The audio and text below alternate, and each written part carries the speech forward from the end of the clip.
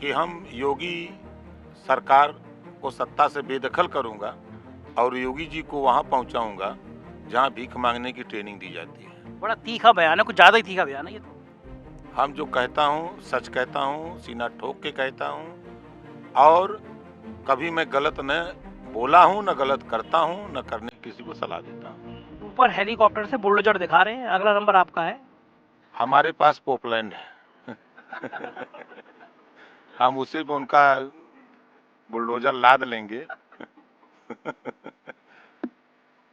आपकी आपकी ये जो चहलबाजी है, योगी आदित्यनाथ का तापमान बढ़ा देती है, तभी वो मई जून में शिमला वाली बातें करते। नहीं, वो उन्होंने जो तापमान बढ़ाया, हम लोगों ने प्रदेश के नौजवानों से कहा कि नौजवानों, यदि हमारे सूबे के मुख्यमंत्री, जबकि ये भाषा नहीं बोलनी चाहिए, कि उन्होंने ये भाषा बोली, आए नौजवानों तेरी गर्मी निकाल देंगे, तो ओम प्रकाश राजभर ने नौजवानों से कहा कि आए नौजवानों, सब लोग मिल करके अखिलेश यादव जी को सीएम बनाओ, हम भर्ती निकाल देंगे। योगी बाबा का चरित्र ठीक है कहा, उनके चरित्र में कैसे बात है? क्या जिस दिन शपथ ले उनके ऊपर आपराधिक मुकदमे थे, उन्होंने मुख्यमंत्री बनने के बाद मुकदमा वापस किया।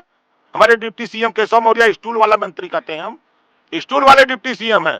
पूरे प्रदेश में पिछड़ों की उत्थान किया केशव, इतना उत्थान किया कि पिछड़ों को स्टूल पर बैठा दिया और 69,000 शिक्षक भर्ती, 68,500 शिक्षक भर्ती में पिछड़ों का हिस्सा लूटा गया, दलितों का हिस्सा लूटा गया। जबान नहीं खुली, जबान खोलते तो काट लेते भजपैया सब। पिछड़ों के जितने नेता हैं, दलितों के सब लोडर हैं वहां, किसी की कुबत नहीं कोई बोल दे। आपने बड़े शान के साथ मंत्रिमंडल में शपथ ली थी उनके साथ। तो शपथ ली थी तो डंडा लेके खड़ो भी थे हमने कभी शुरू किया पहले कैबिनेट में, थोड़ा हमने देखा कि यहाँ क्या होता है, पहली बार गए भी थे, लेकिन जब वहां देखा कि यहाँ तो बड़ी गड़बड़ बा। अब 7 लाख बच्चे, 17-18 में 7 लाख बच्चे सामान्य वर्ग के, 700 करोड़ बजट और 25 लाख बच्चे पिछड़ी जाति की, उनको भी 700 करोड़। उसी दिन से योगी जी से हमारी ठन गई।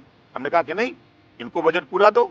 जब 7 लाख बच्चे सामान्य वर्ग को आप दे रहे हो, मुझे कोई दिक्कत नहीं, लेकिन 25 लाख बच्चों को भी 700 करोड़ क्यों दे रहे हो? छात्रवृत्ति नहीं मिलेगी, शुल्क प्रतिपूर्ति नहीं मिलेगी। वहीं से द्वंद्व शुरू हुआ और अंत तक द्वंद्व होता रहा। जब देख लिया कि यहाँ कुछ नहीं है, यहाँ खाली बस योगी बाबा, इनके 2 चेले हैं, एक नवनीत सहगल, एक अवनीश अवस्थी, यही 2 हैं और तो कुछ है ही नहीं है। लोग कह रहे हैं कि अगर कुछ सीटें गड़बड़ कम पै गई तो बीजेपी राजभर की पार्टी तोड़ लेगी। उसके औकात नहीं है, बीजेपी के पास वो औकात नहीं है जो राजभर के तोड़ दे।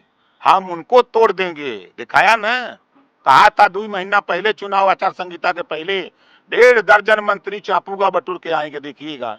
जब चापे स्वामी प्रसाद मौर्य, धर्म सिंह सैनी, दारा चौहान, 1.5 दर्जन विधायक जब इधर आए, तब से भाजपा पगलाई गए। नमस्कार, मैं हूं संजय शर्मा, आप देख रहे हैं 4 PM न्यूज नेटवर्क। ये अभी आपने जो इंटरव्यू देखे ओपी राजभर जी के, ये तब के हैं जब उत्तर प्रदेश में विधानसभा के चुनाव होने जा रहे थे। तो मैं जिले जिले में जा रहा था, लोगों से बातचीत कर रहा था, संवाद कर रहा था। तो उस दौर में मैंने ओपी राजभर जी को भी फोन किया और मुझसे बोले कि मैं किसी गांव में मिलता हूं आपको 7:30 बजे के आसपास। तो मैं गांव में पहुंचा और उसी समय उन्होंने एनडीटीवी के सौरभ शुक्ला, वो तेज तर्रार पत्रकार है, उनको टाइम दिया था। तो मैंने और सौरभ ने साथ साथ इंटरव्यू किया। पहले सौरभ ने किया, फिर उसके खत्म होने के बाद इंटरव्यू मैंने किया। उसी दौर की मैं एक आपको मजेदार वाक्य बताता हूँ। आपको राजनीति को समझना चाहिए, अमित शाह और योगी के क्या रिश्ते हैं ये समझना चाहिए। उत्तर प्रदेश के एक बाहुबली नेता है, नाम है धनंजय सिंह, आप सब जानते होंगे, विधायक रहे हैं, सांसद रहे हैं, बहुत तेज तर्रार और बाहुबली हैं, डंका बजता है उत्तर प्रदेश में उनका। तो वो जौनपुर से चुनाव लड़ रहे थे। तो जौनपुर धनंजय सिंह की वजह से बड़ी इंपॉर्टेंट सीट हो गई थी, और इंपॉर्टेंट सीट इसलिए हो गई थी कि भारतीय जनता पार्टी से वो टिकट चाह रहे थे पहले। और बताया जाता है कि योगी आदित्यनाथ भी मूड में थे कि भाई ये किसी तरह सहयोगी दल को दे दिया जाए धनंजय सिंह चुनाव लड़ने की। अगर सीधा बीजेपी में धनंजय सिंह आ जाएंगे तो छवि खराब होगी। लेकिन अमित शाह राजी नहीं हुए, क्योंकि पूरा उत्तर प्रदेश जानता था कि धनंजय सिंह के और योगी आदित्यनाथ के रिश्ते ठीक ठाक हैं। ठीक ठाक इन द सेंस में कि धनंजय सिंह मठ में जाते रहते हैं और वो सम्मान भी करते थे योगी आदित्यनाथ का। तो इस दृष्टि से धनंजय सिंह बड़ा इंपॉर्टेंट सीट हो गई थी, क्योंकि बीजेपी के खिलाफ लड़ रहे थे, वो निर्दलीय प्रत्याशी के रूप में लड़ रहे थे। नीतीश से बातचीत हो गई थी, फिर नीतीश के साथ थे शायद वो। तो उस समय में मैंने बनारस में रुका हुआ था, बनारस कवर कर रहा था, मोदी जी आए थे। उसके बाद में मैंने उनको फ़ोन किया धनंजय सिंह को कि मैं आपका इंटरव्यू करना चाहता हूँ। तो बहुत व्यस्त थे, मुझसे रात के 12 बजे फ़ोन आया कि भैया अब फ्री हो पाया हूँ, घर पहुँचते-पहुँचते 1 बज जाएगा। तो मैंने कहा कोई बात नहीं है, मैं जो बनारस से चलता हूँ, मैं भी पहुँचता हूँ। तो मैं रात के लगभग 1:30 बजे उनके घर पहुँचा। तो बाहुबली हैं और 40-50 बंदूक, राइफ़लें और तरह-तरह के हथियार और बड़ी भीड़ रात के 2 बजे। बोले देख लीजिए अभी आया हूँ। तो हमने रात के लगभग 2 बजे के 1:30 से 2 बजे के बीच में रात को इनका इंटरव्यू किया। खाना भी उन्होंने खिलवाया, बढ़िया खाना भी खिलवाया। तो उस इंटरव्यू में मैंने कुछ बढ़िया बातें उनसे पूछी। मैंने कहा आप भारतीय जनता पार्टी के खिलाफ लड़ रहे हैं और दावा करते हैं आपकी योगी आदित्यनाथ को आप मुख्यमंत्री बनाएँगे। तो ये कैसे संभव है? तो धनंजय सिंह बोले कि हमारी आस्था है वहाँ पे मठ में हम जाते हैं। हम यहाँ के भाजपा प्रत्याशी के खिलाफ हैं, लेकिन आप कुछ तय करके समझिए कि अगले मुख्यमंत्री योगी आदित्यनाथ होंगे, हम उनको बनाएँगे। अब ये मेरे लिए बड़ा मज़ेदार इंटरव्यू था। एक तो धनंजय सिंह का बाहुबल ऐसा है, आज तक और एबीपी सारे चैनल उनका इंटरव्यू कर चुके थे। तो उनका इंटरव्यू सुनना चाहते थे लोग, एक बाहुबली हैं वो। और दूसरा उन्होंने जो बातें करी कि हम बीजेपी के खिलाफ तो चुनाव लड़ रहे हैं, लेकिन हम योगी आदित्यनाथ को मुख्यमंत्री बनाएँगे। तब तक ये बातें चलने लगी थी कि अमित शाह की और योगी आदित्यनाथ के 36 के आंकड़े हैं, आपस में रिश्ते अच्छे नहीं हैं। बल्कि ये भी बात चल रही थी कुछ सीटें कम रह गई या बिल्कुल बराबर आईं तो दिल्ली दरबार किसी और को भी मुख्यमंत्री बना सकता है। ये सब बातें हवा में तैर रही थी। तो मैं रात को लौटा, बज गए मेरे को लौटते-लौटते 3:30-4 बज गए थे। मेरा वीडियो एडिटर योगेश मेरे साथ था। हम लोगों ने फिर रात में ही वो पूरा इंटरव्यू धनंजय सिंह का तैयार किया और सुबह 5 बजे लगा दिया। पूरी रात जग के हम लोगों ने काम किया। मुझे क्या थी कि धनंजय सिंह का जैसे इंटरव्यू वायरल हुआ, तब तक अमित शाह का जौनपुर में आने का कोई कार्यक्रम नहीं था। जैसे इंटरव्यू वायरल हुआ, मुझे बताया गया कि जो बीजेपी के प्रत्याशी लड़ रहे थे, उन्होंने मेरा इंटरव्यू अमित शाह को भेजा कि देखिए धनंजय सिंह हमारे खिलाफ चुनाव लड़ रहे हैं और ये कह रहे हैं कि हम योगी आदित्यनाथ को बनाएंगे और कितनी खराब बात है कि भाई हमारे खिलाफ लड़ रहे हैं और कह रहे हैं कि हमारे वो बाद में मुख्यमंत्री बनाएंगे, हमारा माहौल खराब हो रहा है। तो अमित शाह का कोई कार्यक्रम नहीं था वहाँ जौनपुर आने का, लेकिन उस इंटरव्यू को भेजने के बाद अचानक अमित शाह ने अपना दौरा लगाया जौनपुर को और कहा कि ये जितने बचे कुछ माफिया हैं सरकार बनने के बाद हम इनको ठीक कर देंगे। मतलब सीधा सीधा ये था, इशारा ही था कि भाई अगर आप कह भी रहे हो कि हम योगी आदित्यनाथ को मुख्यमंत्री बनाएंगे करीब, तो हम आपको ठीक कर देंगे। तो ये पहला संकेत था जिससे ये साफ हो रहा था कि कहीं ना कहीं अमित शाह के और योगी आदित्यनाथ के बीच दूरी है। अब मैं दूसरी घटना बताता हूँ आपको। मैं वहां से फिर मैंने राजभर जी का इंटरव्यू लाइन अप किया और फिर मैं वहां से गाजीपुर गया। वहीं पड़ोस में मुख्तार अंसारी के बेटे वहां से चुनाव लड़ रहे थे और मुख्तार अंसारी आप जानते हैं योगी आदित्यनाथ के ब्रांड हैं। ये ब्रांड इसलिए कि अतीक अहमद, आजम खां, मुख्तार अंसारी, ये 3 नाम ऐसे हैं जिनको ठिकाने लगाकर आज योगी आदित्यनाथ ने एक अपनी हिंदुत्व वाली बहुत बड़ी छवि बनाई है। जो हिंदू वोट बैंक है वो ये मानता है कि योगी आदित्यनाथ के इस कदम से जो मुस्लिम माफिया हैं उनके दिमाग ठीक हो गए, एक मैसेज है। तो मुख्तार अंसारी बहुत परेशान थे, जेल में आ गए थे, पंजाब की सरकार से ले आए थे और लोग कह रहे थे कि एनकाउंटर ना करा दें। बुलडोजर चुनाव चिन्ह योगी आदित्यनाथ इस्तेमाल कर रहे थे, अपने संग हेलीकॉप्टर में बुलडोजर लेके चलते थे। तो मुख्तार अंसारी ब्रांड थे, ब्रांड इन द सेंस उनका नाम ले लेके योगी आदित्यनाथ को झोला भर भर के लोग पसंद कर रहे थे। तो मैं गया मुख्तार अंसारी के बेटे का इंटरव्यू करने। अखिलेश यादव चाहते नहीं थे कि मुख्तार अंसारी से डायरेक्ट कोई रिश्ता दिखाई दे, बल्कि वो चाहते भी नहीं थे लड़ें, लेकिन ओपी राजभर अड़ गए। बोले एक ये सीट हमें दे दीजिए क्योंकि ये सीट पर जब हम लड़ाएंगे तो हमें कुछ आर्थिक मदद मिल जाएगी, कुछ ताकत मिल जाएगी मुख्तार अंसारी के आने से। तो वो सीट ओपी राजभर के खाते में छोड़ दी गई और जब ओपी राजभर के खाते में छोड़ दी गई तो मुख्तार अंसारी ने बताया जाता है कि बहुत बड़ी आर्थिक फायदा ओपी राजभर को पहुंचाया। और उस दौर में जब ओपी राजभर मुख्तार अंसारी से मिलने जेल जाते थे तो जगह जगह उनकी गाड़ी भी चेक कराई गई और परेशान किए गए या आरोप कई बार लगाए। तो जब मैं मुख्तार अंसारी के बेटे से मिलने अब्बास अंसारी से गया, उसका इंटरव्यू किया मैंने, तो अब्बास ने कहा कि ओपी राजभर तो हमारे लिए बिल्कुल एक फरिश्ते की तरह आए हैं और उन्होंने हमारी बड़ी मदद करी है, हम जिंदगी भर एहसान नहीं भूलेंगे। और अब्बास अंसारी ने जोश में आके, सरकार बनती लग रही है ऐसा जोश में आके अफसरों के खिलाफ कोई बयान भी दे दिया था कि अफसरों के तबादले नहीं कराएंगे, उनके दिमाग ठीक करेंगे हम यहाँ रखकर। तो इस तरह का वो जो बयान था वो भी बहुत वायरल हुआ था, लेकिन बाद में उसी बयान के चक्कर में अब्बास अंसारी को जेल जाना पड़ा।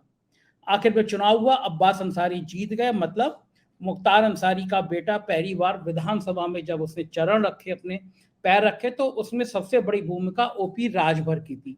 ओपी राजभर मुख्तार अंसारी के बेटे को विधानसभा तक पहुंचाने में सबसे बड़ी भूमिका में आ गए।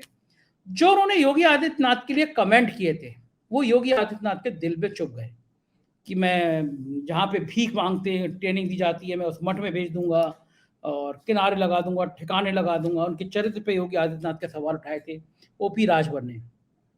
और सब जानते हैं कि योगी आदित्यनाथ थोड़े जिद्दी स्वभाव के हैं, वो जल्दी मैनेज होते नहीं हैं। तो जब ओपी राजभर के ये सब बातें थी तो योगी आदित्यनाथ को बहुत बुरा लगा। उसके बाद सरकार बन गई, सबने देखा। उस सरकार बन गई तो ओपी राजभर को लगा कि अब 4 साल तक का संघर्ष है, कोई उम्मीद है नहीं, तो उन्होंने धीरे धीरे बीजेपी की तरफ आने की कोशिश करी।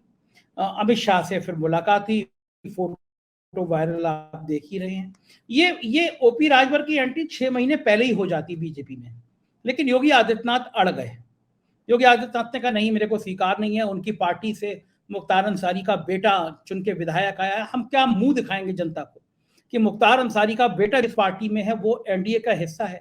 तो मुझे योगी आदित्यनाथ के सहयोगी बहुत सारे लोगों ने बताया, मेरे उनके जो करीब से जानते हैं, कि इस बात का योगी आदित्यनाथ का कड़ा विरोध था कि मुख्तार अंसारी का बेटा जिस पार्टी में है हमें उससे गठबंधन नहीं करना चाहिए। ये तो हुआ एक पार्ट। अब मैं दिल्ली आया हूँ, दिल्ली में कुछ मेरे को बहुत अच्छे राजनीति से जुड़े हुए लोग मिले और एक सीनियर जर्नलिस्ट मिले। उन्होंने मुझसे जो कहा वो मैं आज आपको उसी विषय पे बात करना चाहता हूँ। उन्होंने मुझसे कहा कि आपको पता है कि अमित शाह का ऑपरेशन प्लान यूपी क्या है? मैंने कहा ये क्या, समझा नहीं मैं। ऑपरेशन प्लान ये है कि हम सारी सीटें जीतेंगे? बोले नहीं, ऑपरेशन प्लान ये है कि योगी जी को किनारे करना है। मैं कहा यार ये हर बार विधानसभा चुनाव में भी ऐसी बातें होती हैं, फिर लोकसभा में भी आ गई। बोले नहीं, इसके आगे भी कुछ है। फिर उन्होंने मुझसे सवाल किया कि आपको क्या लगता है अगर दोबारा 300 प्लस सीटें एनडीए की आ जाए, क्या योगी आदित्यनाथ की कुर्सी बची रहेगी? अगर मोदी जी फिर इतनी ताकत में आ गए, अमित शाह फिर इतनी ताकत में आ गए, तो ये जो पिछले दिनों में जो मनमुटाव हुआ है उसके बाद क्या योगी आदित्यनाथ आराम से मुख्यमंत्री पद संभाल लेंगे? इससे मैं थोड़ा चौंका। मैं कहा मुझे भी लगता है कि अगर सीटें 300 के आसपास आ गई एनडीए की, हालांकि उम्मीद मुझे नहीं है, लेकिन आ गई तो योगी आदित्यनाथ को सरकार दिल्ली दरबार आसानी से नहीं चलाने देगा। और मैंने उनसे कहा मुझे ये भी लगता है कि अगर योगी आदित्यनाथ इतना बड़ा हिंदुत्व का चेहरा नहीं होते, अगर योगी आदित्यनाथ हिंदुत्व का इतना बड़ा ब्रांड नहीं होते, तो अब तक दिल्ली दरबार उनको निपटा चुका होता। ये भी मेरे को अंदाजा है। लेकिन चूंकि योगी आदित्यनाथ एक बड़ा चेहरा बन गए, हिंदुत्व का ब्रांड बन गए, तो अब लोकसभा चुनाव में जब कई राज्यों में हालत पतली है बीजेपी की, महाराष्ट्र में कितनी तकड़म कर लियो, लेकिन फिर अजीत पवार शरद पवार के साथ मिलने पहुंच जाते हैं, तो क्या हाल होगा, महागाड़ी कितनी मजबूत होगी कह नहीं सकते। महाराष्ट्र के बाद बिहार है, बंगाल है, कर्नाटक है, ये वो राज्य है जहाँ बीजेपी की हालत पतली है। तो ऐसे में उत्तर प्रदेश में कोई प्रयोग करने की स्थिति में नहीं है। योगी आदित्यनाथ इतने जिद्दी, अगर आपने उनसे कहा कि आप केंद्र में मंत्री बन जाइए, हम यहाँ कोई पिछड़ी जाति का मुख्यमंत्री बना लेंगे, तो योगी आदित्यनाथ मठ में चले जाएंगे, सब छोड़ छाड़ के। ये दिल्ली भी जानती है। और योगी आदित्यनाथ के मठ में जाने का मतलब है कि भारतीय जनता पार्टी 10-15 सीटों पर सिमट जाएगी, क्योंकि हिंदुत्व का एक बड़ा चेहरा बन गए हैं। अब दिल्ली को समझ नहीं आ रहा, अमित शाह ही वो नेता हैं जिन्होंने योगी आदित्यनाथ को मुख्यमंत्री बनाने में भूमिका अदा करी, मतलब सबसे बड़ी भूमिका थी अमित शाह की। अब वो योगी आदित्यनाथ गले की हड्डी बन गए हैं, शेर की वो सवारी हो गए। तो मेरे उस मित्र ने कहा कि आपको पता नहीं होगा कि आईबी ने एक रिपोर्ट दी है, और वो रिपोर्ट दी है उसमें ये कहा गया है कि योगी आदित्यनाथ चाहते हैं कि उत्तर प्रदेश में बीजेपी 30 और 35 सीटों के बीच पर अटक जाए। मैंने कहा योगी आदित्यनाथ ऐसा क्यों चाहेंगे? मुख्यमंत्री है, बदनामी उनकी नहीं होगी।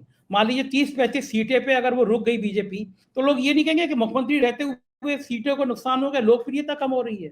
तो उस मित्र ने कहा कि आप ये भी समझिए, थोड़ा राजनीतिक दिमाग लगाइए कि अगर बहुमत इतना आ गया और मोदी जी फिर बन गए, तो योगी आदित्यनाथ के लिए ज्यादा परेशानी पैदा हो जाएंगी।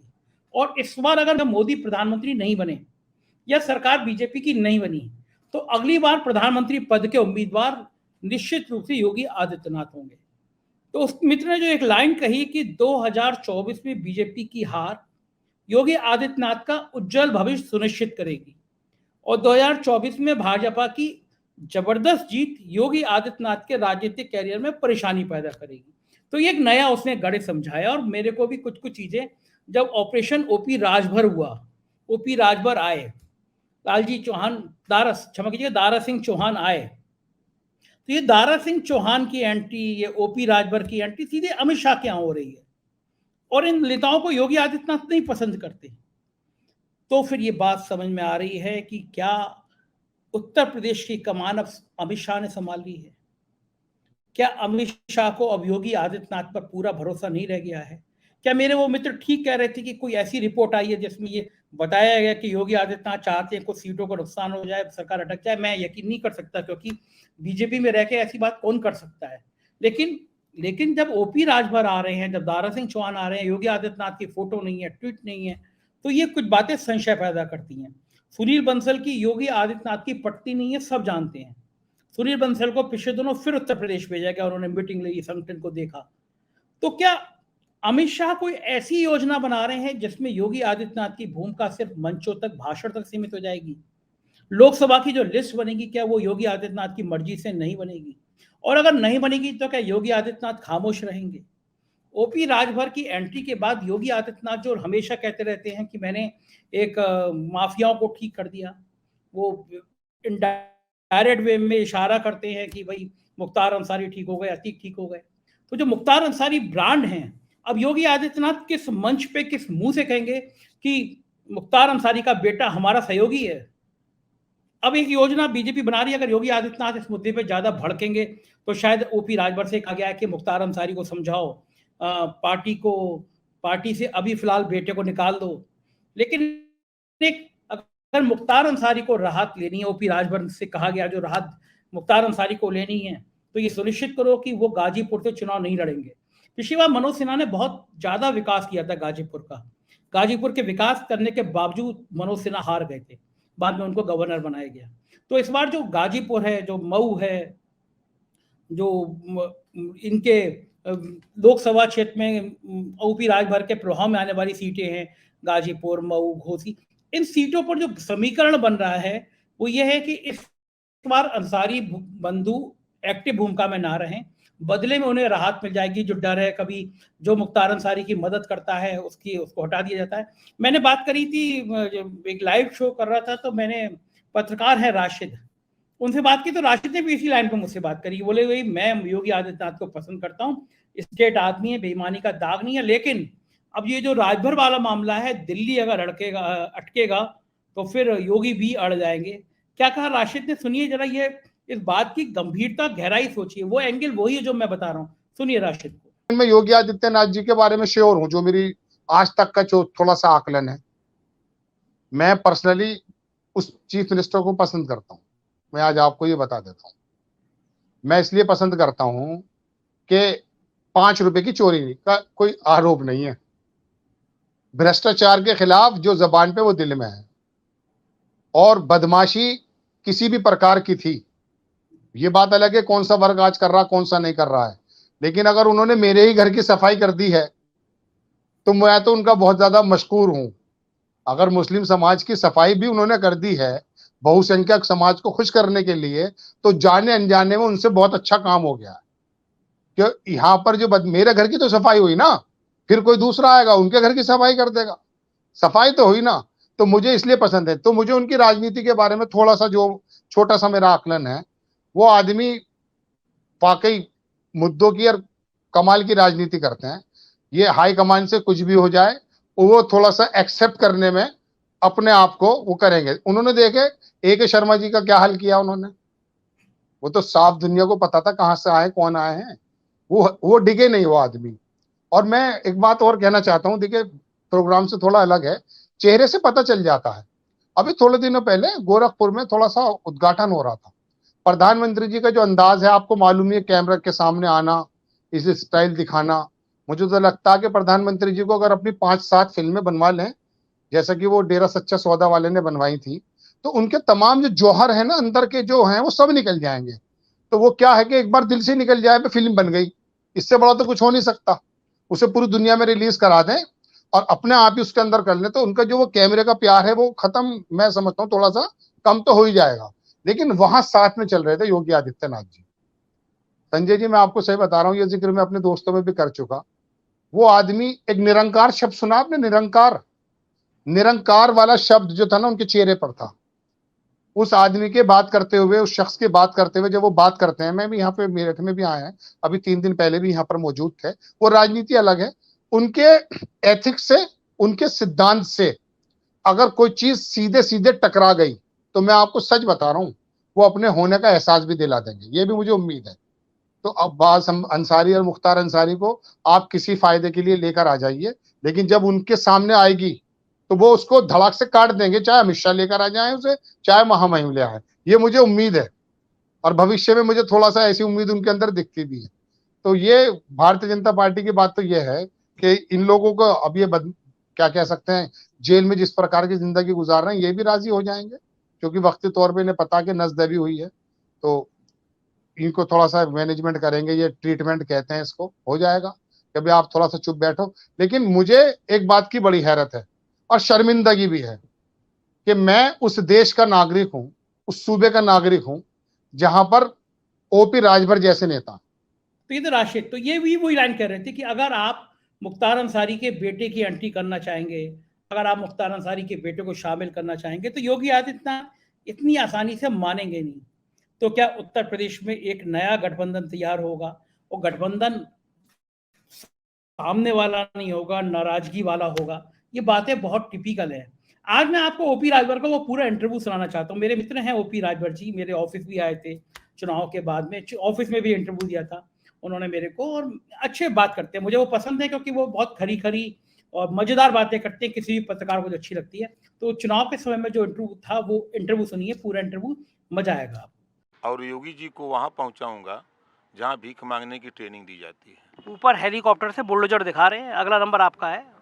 हमारे पास पोपलैंड है हम उसी पर उनका बुलडोजर लाद लेंगे उन्होंने ये भाषा बोली, अरे नौजवानों तेरी गर्मी निकाल देंगे। तो ओम प्रकाश राजभर ने नौजवानों से कहा कि अरे नौजवानों, सब लोग मिल करके अखिलेश यादव जी को सीएम बनाओ, हम भर्ती निकाल देंगे। दो बड़े माफिया हैं, एक मुख्तार अंसारी, एक धनंजय सिंह, जो ब्रजेश सिंह के गुट में हैं। तो आपके दोनों चेहरे, तो दोनों की दोस्ती क्यों नहीं करा देते? ऐसा बाना आपसे बताएं सच, दोनों दोस्त हैं दोनों। वो सब धनंजय सिंह और मुख्तार अंसारी दोस्त हैं? सब दोस्त हैं। भीतना जितना काम है ब्रजेश सिंह और मुख्तार अंसारी, सब भीतना जितना काम होता देश में ना, सब मिल के करते हैं। तो जनता का जानी, जिस बेचारे के पास मैं मिनिस्टर बना जब, तो मैंने देखा कि जकरे आंख बा, हाथ बा, मुंह बा, नकुला बा, कान बा, ओके 500 पेंशन मिलता। जे बेचारे के ना हाथ बा, ना आंख बा, ना नकुला बा, ना मूड़ी बा, ओके 300। पहला चापे हमके खबरदार, हवा 500 इतना उत्थान किया कि पिछड़ों को स्टूल पर बैठा दिया। और 69,000 शिक्षक भर्ती, 68,500 शिक्षक भर्ती में पिछड़ों का हिस्सा लूटा गया, दलितों का हिस्सा लूटा गया। जबान नहीं खुली, जबान खोलते तो काट लेते भजपैया सब। पिछड़ों के जितने नेता हैं, दलितों के सब लोडर हैं वहाँ, किसी की कुबत नहीं कोई बोल दे। नमस्कार, मैं हूँ संजय शर्मा, आप देख रहे हैं 4PM न्यूज नेटवर्क। पूर्वांचल का इलाका है, बड़ा गर्म इलाका है। बुलडोजर की चर्चा यहीं के, इसी आसपास के इलाके की योगी आदित्यनाथ करते रहते थे। और योगी आदित्यनाथ को गर्म किया था एक नेता ने, और उस नेता ने किया जो कभी योगी आदित्यनाथ का बड़ा चहेता था, उनके मंत्रिमंडल में शामिल था, और लेकिन अपने मंत्रिमंडल में शामिल रहने पे भी चुहलबाजी करते रहते थे, योगी जी का तापमान बढ़ाते रहते थे। और जब चुनाव शुरू हुआ तो दो गुजराती ठग, ये लाइन कह के उन्होंने सनसनी फैला दी थी, क्योंकि इस तरह प्रधानमंत्री नरेंद्र मोदी और अमित शाह पर कोई हमला नहीं करता। लेकिन तब बड़े संशय में थे लोग, और ये कह रहे थे कि नरेंद्र मोदी और अमित शाह ने इनको अखिलेश यादव के पास भेजा है, जिससे चुनाव से पहले फिर पलटी मार जाएंगे। लेकिन सारी धारणाएं गलत हुई, और इस नेता ने कम से कम पूर्वांचल में माहौल बना दिया। बात कर रहा हूं मैं ओपी राजभर जी की। आप जानते हैं, मेरे साथ खड़े हैं, और ये मैं उनकी विधानसभा में बैठा हूं, जहूराबाद विधानसभा है। मजे की बात यह है कि अकेले नेता हैं जो अपनी चुनाव विधानसभा में प्रचार ही नहीं कर रहे हैं। मतलब ये अपने आप में एक नया प्रयोग है कि साहब आसपास के जिलों में प्रचार करो, अपनी विधानसभा में क्या प्रचार करना। कॉन्फिडेंस लेवल गजब का। और पूरे चुनाव में हम पत्रकारों के लिए अगर कोई मार्केटिंग का नेता है ना, तो ओपी राजभर है। इनसे बात करो, इनका हर डायलॉग, इनकी हर चीज़ काम भर की पत्रकारों को बिकती है। बिकती इन द सेंस कि मेरे दर्शक देखना चाहते हैं इनकी बढ़िया बढ़िया बातें। तो मैं इनकी विधानसभा में पहुंचा हूं और इनसे बातचीत करके जानने की कोशिश करता हूं पूरे इलाके का माहौल क्या है। शुक्रिया राजभर जी, कैसे हैं आप? Thank you sir. प्रचार क्यों नहीं कर रहे हैं? सरकार बनाने के लिए प्रचार कर रहे हैं। लोग कह रहे हैं यहाँ से तो आप हार रहे हैं, इसलिए प्रचार ही नहीं कर रहे हैं।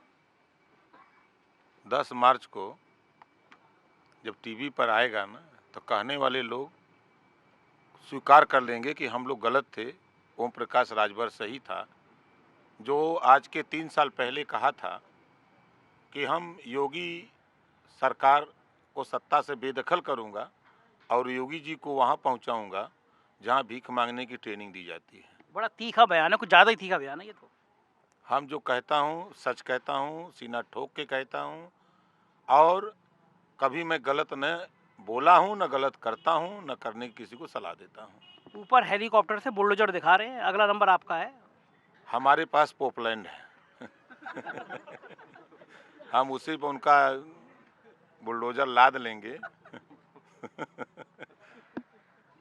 आपकी आपकी ये जो चहलबाजी है योगी आदित्यनाथ का तापमान बढ़ा देती है, तभी वो मई जून में शिमला वाली बातें करते हैं। नहीं, वो उन्होंने जो तापमान बढ़ाया, हम लोगों ने प्रदेश के नौजवानों से कहा कि नौजवानों, यदि हमारे सूबे के मुख्यमंत्री, जबकि ये भाषा नहीं बोलनी चाहिए कि उन्होंने ये भाषा बोली, अरे नौजवानों तेरी गर्मी निकाल देंगे, तो ओम प्रकाश राजभर ने नौजवानों से कहा कि आए नौजवानों, सब लोग मिल करके अखिलेश यादव जी को सीएम बनाओ, हम भर्ती निकाल देंगे। क्या बात है। आपके दोस्त हैं संजय निषाद, बहुत पुराने दोस्त हैं, पक्के वाले दोस्त हैं। आज मंच पर बड़ी गंदी गंदी गाली दे रहे थे, आपने कभी गाली नहीं दी? देखिए, ये हताशा और निराशा है। वो लोग मान चुके हैं कि पूर्वांचल में दाल गल नहीं रही है और पूर्वांचल में जो हमने कहा था, आपके सामने भी कहा था, हम तमाम भाइयों के साथ कहा था कि हम 2022 में माननीय अखिलेश यादव जी को सीएम बना के मानूंगा। अब ज़्यादा दिन नहीं रह गया है, आज 2 तारीख हो ही गया है, 8 दिन के बाद गिनतियों होनी है, 10 को गिनती होगी। आप देख लीजिएगा टेलीविज़न पर, जो मैंने कहा हूँ वही होगा। अखिलेश यादव भी कम उस्ताद नहीं है, उन्होंने सारे माफिया आपके कोटे में डाल दिए हैं। हमारे पास कहाँ माफिया है? वो जेल में बंद आपके भाई साहब क्या कर रहे हैं? नहीं नहीं, माफिया तो भारतीय जनता पार्टी के पास है। कौन? मुख्तार अंसारी, अरे हम कह रहे हैं लोग अपनी पार्टियां नहीं, नहीं। आपने आज घोषित कर दिया। नहीं नहीं, मुख्तार अंसारी मेरे मित्र हैं, मेरे दोस्त हैं। आपके दोस्तों मेरे का साथी हैं। आपके दोस्तों का माफिया नहीं होंगे? हैं? ब्रिजेश सिंह कहाँ हैं? साधु हैं? वो भी तो जेल में है। जेल में है ना, वो साधु हैं। ब्रिजेश सिंह का नाम क्यों नहीं आता है? है ये ऐसा क्यों? धनंजय सिंह का नाम क्यों नहीं आता है? धनंजय सिंह 25,000 के इनामी हैं और 10 महीने से क्रिकेट खेल रहे हैं। और खुशी दुबे, जो बेचारी ब्राह्मण होने के नाते उसको ये सजा है कि बेशक उसके ससुराल के लोग माफिया हो सकते हैं, गुंडा हो सकते हैं, अपराधी हो सकते हैं, उस बेटी का क्या कसूर? जिस बेटी को जेल में डाल करके योगी बाबा, खुशी दुबे कोई कसूर नहीं, एक एनसीआर भी नहीं, उसको जेल में भेज दिया और 25,000 का इनामी क्रिकेट के खेल में घुमा रहे हैं। ये जो आप पिछड़ों की राजनीति करते हैं, ये पंडित एंगल कहाँ से बीच में आ रहा है? सच कह रहा हूँ, योगी महाराज जब बने जो है ये सीएम, तो सबसे पहले उनका बुलडोजर कहाँ गया? हरशंकर तिवारी के यहाँ, फिर उसके बाद विजय मिश्रा के यहाँ। वहीं विजय मिश्रा गिरफ्तार होते हैं तो वज्रवाहन से जाते हैं और धनंजय सिंह सीओ की गाड़ी में जाते हैं। यही है जातिवाद, यही नहीं दिखता है? ब्रजेश मिश्रा के यहाँ छापा पड़ेगा चूँकि ब्राह्मण है, लेकिन एक भी ठाकुर को बता दीजिए पूरे प्रदेश में कहीं छापा पड़ा हो? मतलब आप अपनी बिरादरी राजनीति के नाते हम पत्रकारों के यहाँ भी आ गए। आप हम पत्रकार की बात नहीं कर रहे हैं। अपराधी की कोई जाति नहीं होती, लेकिन यहाँ अपराधी को चीन करके काम किया जाता है। जब समाजवादी पार्टी की सरकार थी तो 6 डीएम थे, यही भारतीय जनता पार्टी के लोग चिल्ला रहे थे कि अहिरवाद है। आज 21 डीएम ठाकुर हैं, 22 एसपी ठाकुर हैं। क्यों नहीं कहते? ये मर्द है तो बोले। ठाकुरों की समस्या क्या है आपको? हम समस्या नहीं है, हम सच बोल रहे हैं। सच कहना बगावत है तो समझो हम बागी हैं। एक बार तो आप भी ब्रजेश सिंह से मिलने गए थे। हम तो सबसे मिलते हैं, जेल में भी मिलने गए। हम राजा भैया से भी मिलते हैं, ब्रजेश सिंह से भी मिलते हैं, धनंजय सिंह से भी मिलते हैं, हम मुख्तार अंसारी से मिलते हैं, अतीक अहमद से मिलते हैं, सबसे मिलते हैं। सारे माफिया चेले आपके। आप समझ लीजिए। आप मतलब माफियाओं का कोई मास्टर। अरे मैं घटना बताऊं, मैं था विधानसभा में, उस समय मिनिस्टर था, अंदर बैठे थे मुख्तार अंसारी, गेट पर ब्रजेश सिंह खड़े थे, फोन कर रहे हैं कि भैया वो नहीं रही हैं कि हम आई, हम के आवा इधर। मैं निकल करके ले गया ब्रजेश पाठक के यहाँ, बैठा के वहाँ बातचीत किया, उनका काम तक करके छोड़ दिया। ब्रजेश पाठक के यहाँ माफिया दोनों बैठे। आप क्या चाह रहे हैं? मतलब योगी सरकार का कोई मंत्री चरित्रवान बचेगा या नहीं बचेगा? आप सबकी जन्म कुंडली खोल दीजिए। केकर चरित्र ठीक है? योगी बाबा का चरित्र ठीक है का? उनके चरित्र में कैसे बात है? क्या? जिस दिन शपथ ले उनके ऊपर आपराधिक मुकदमे थे, उन्होंने मुख्यमंत्री बनने के बाद मुकदमा वापस किया। हमारे deputy CM Keshav Maurya stool वाला मंत्री कहते हैं, हम स्टूल वाले डिप्टी सीएम हैं। इनके ऊपर पूरे प्रदेश में पिछड़ों की उत्थान किया केशव मौर्य ने। इतना उत्थान किया कि पिछड़ों को स्टूल पर बैठा दिया। और 69,000 शिक्षक भर्ती, 68,500 शिक्षक भर्ती में पिछड़ों का हिस्सा लूटा गया, दलितों का हिस्सा लूटा गया। जबान नहीं खुली, जबान खोलते तो काट लेते भजपैया सब। पिछड़ों के जितने नेता हैं, दलितों के सब लोडर हैं वहाँ, किसी की कुबत नहीं कोई बोल दे। आपने बड़े शान के साथ मंत्रिमंडल में शपथ ली थी उनके साथ। तो शपथ ली थी तो डंडा लेके खड़ो भी थे। हमने कभी शुरू किया पहले कैबिनेट में तो थोड़ा हमने देखा कि यहाँ क्या होता है, पहली बार गए भी थे, लेकिन जब वहाँ देखा कि यहाँ तो बड़ी गड़बड़ बा। अब 7 लाख बच्चे, 17-18 में 7 लाख बच्चे सामान्य वर्ग के, 700 करोड़ बजट, और 25 लाख बच्चे पिछड़ी जाति की, उनको भी 700 करोड़। उसी दिन से योगी जी से हमारी ठन गई। हमने कहा कि नहीं, इनको बजट पूरा दो। जब 7 लाख बच्चे सामान्य वर्ग को आप दे रहे हो, मुझे कोई दिक्कत नहीं, लेकिन 25 लाख बच्चों को भी 700 करोड़ क्यों दे रहे हो? छात्रवृत्ति नहीं मिलेगी, शुल्क प्रतिपूर्ति नहीं मिलेगी। वहीं से द्वंद्व शुरू हुआ और अंत तक द्वंद्व होता रहा। जब देख लिया कि यहाँ कुछ नहीं है, यहाँ खाली बस योगी बाबा, इनके 2 चेले हैं, एक नवनीत सहगल, एक अवनीश अवस्थी, यही 2 हैं और तो कुछ है ये नहीं है। तो नवनीत सहगल तो आपकी पिछली सरकार में भी बड़े चेले थे। अब रहे होंगे पिछली बार, लेकिन इस बार जो हम देख रहे हैं दुइया चेला हैं। तो इस बार अखिलेश यादव की तरफ भी एंट्री कर रहे हैं वो। और उनके औकात कायोड बहकईहन। और अखिलेश यादव को पसंद आ जाएंगे तो आप क्या करेंगे? कौन चीज? हम देखिए सच के साथ रहते हैं, झूठ चपाट नहीं बोलते, झूठ झपाट नहीं बोलते हैं। पसंद आ जाए रहें, लेकिन गलत नहीं होने देंगे। अच्छा एक बात बता दी, ईमानदारी से आप सच बोलते हैं, अखिलेश यादव से डील क्या हुई थी? कौन सा मंत्रालय मिलेगा?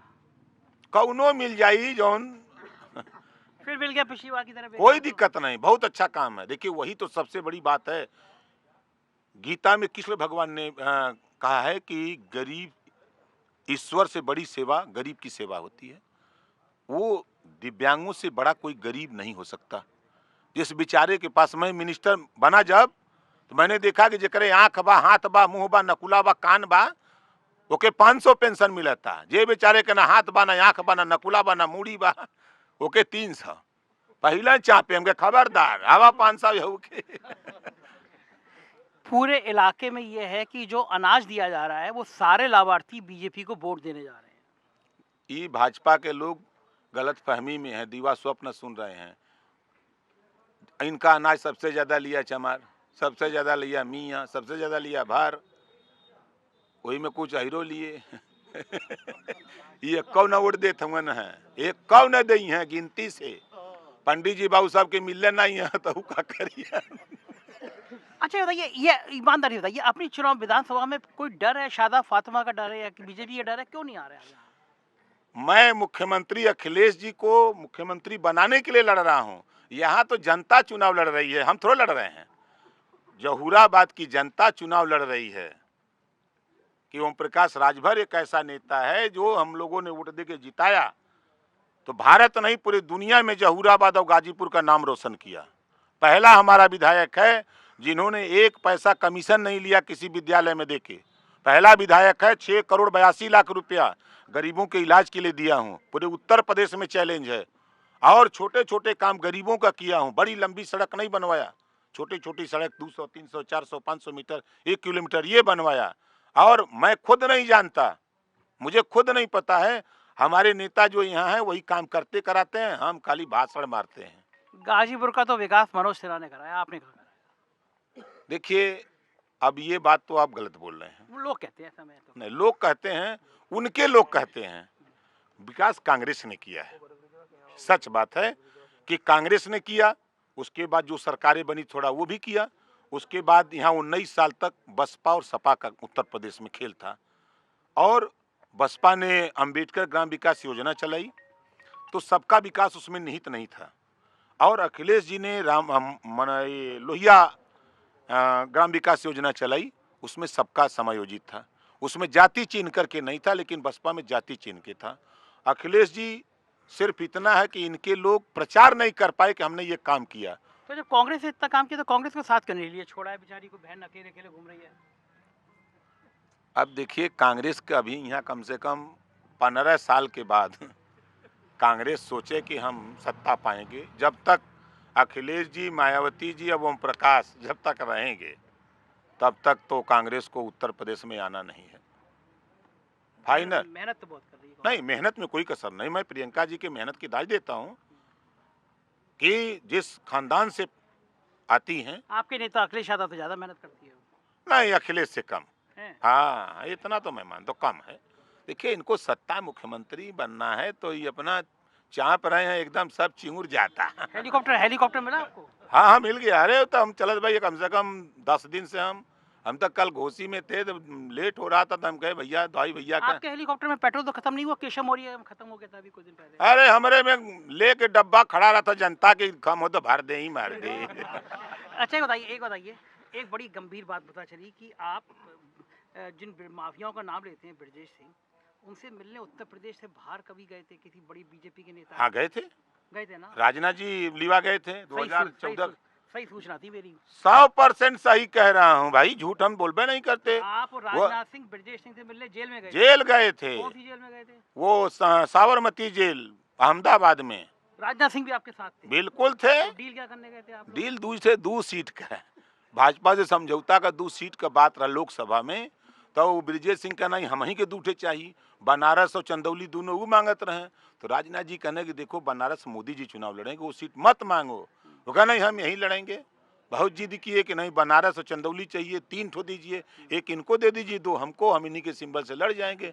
तो हम जुगाड़ बनने ली कि 3 ठे लह जाई तो पटिया मनता प्राप्त दल हो जाएगी।